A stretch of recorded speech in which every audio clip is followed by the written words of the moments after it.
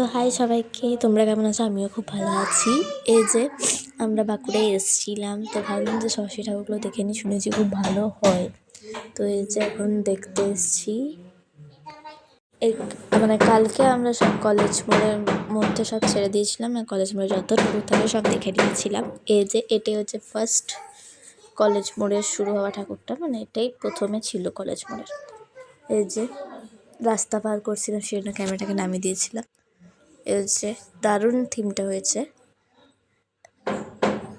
এই যে কয়েকটা ফটো তুলে নিয়েছিলাম মা সরস্বতীর। আমরা তুলছি, মা সরস্বতীকে না তুলে দিলে হয় নাকি? তারপর আমরা সেকেন্ড ঠাকুরটাই যাচ্ছিলাম, এই যে সামনেটাতেই আছে ওইখানে। এই যে এই ঠাকুরটা, এটা কিউট সরস্বতী হয়েছিল। তো যেটা বললাম, এটা হচ্ছে আমাদের কিউট সরস্বতী হয়েছে। যে খুব সুন্দর মূর্তিখানা ছিল, মুখটা খুব কিউট ছিল, সেটা কিউট সরস্বতী, কিউট সরস্বতী হয়েছে এটা। তো এই যে আমরা আরেকটা আছি 3 নম্বরটাতে বাবা। তো এই যে আমরা 3 নম্বর ঠাকুরটা দেখার জন্য হাঁটছিলাম, এই আমরা হেঁটে হেঁটে যাচ্ছি। এই যে কত সুন্দর সাজিয়ে, যে দুর্গা পুজোকে ফেল একদম। সরস্বতী পুজোতে যে এত সুন্দর সাজানো যায়, সেটা এখান থেকেই দেখতে হয়।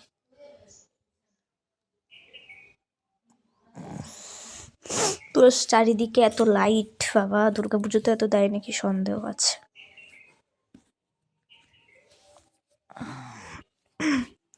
এই যে এখানে যেহেতু 23 তারিখে আমাদের সরস্বতী পুজো ছিল, আর 23 তারিখে নেতাজি সুভাষচন্দ্র বোসের জন্মদিন, সেজন্য ওই থিমটাই করেছে।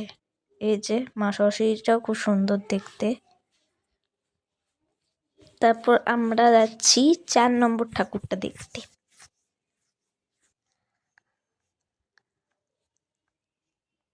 বাবার বুনু আগে আগে হাঁটছে, আর আমি আর মা পেছনে পেছনে হাঁটছি। আর এই যে এখানে থিম করেছে, মহাভারতের থিম করেছে এখানে। এটা আমার ভালো লেগেছে সব থেকে বেশি, এই যে মহাভারতের থিম করেছে।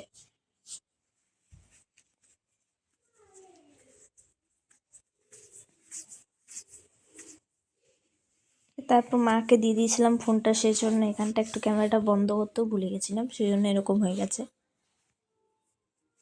এই যে ভেতরে আরো অনেক কিছু আছে, তো চলো যাই। এই যে এটা পুরোটাই মহাভারতের থিম করেছে।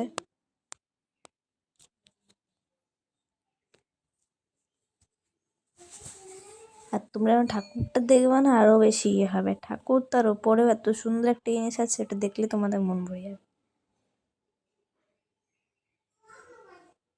এই যে ওইদিকে পাশা খেলার ইয়েটা করেছে থিমটা, মানে ওদিকে পাশা খেলা টাইপের যেটা হয়েছে, মানে হয়েছিল পাণ্ডবদের সাথে আর কৌরবদের, মানে মামাদের সাথে এটা হয়েছিল।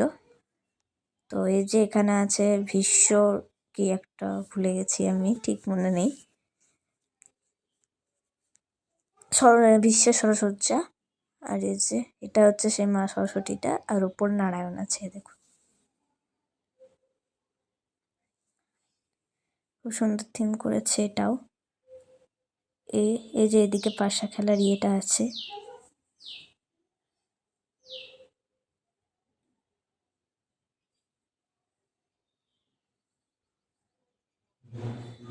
আর এই যে এটা বাইরের পুরো ইয়েটা, ফটোটা। আর এই যে এটা মা সরস্বতী ফটোটা।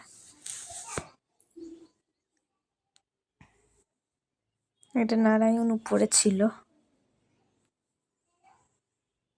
এই যে এটা হচ্ছে বিশ্বের সরসজ্জাটা,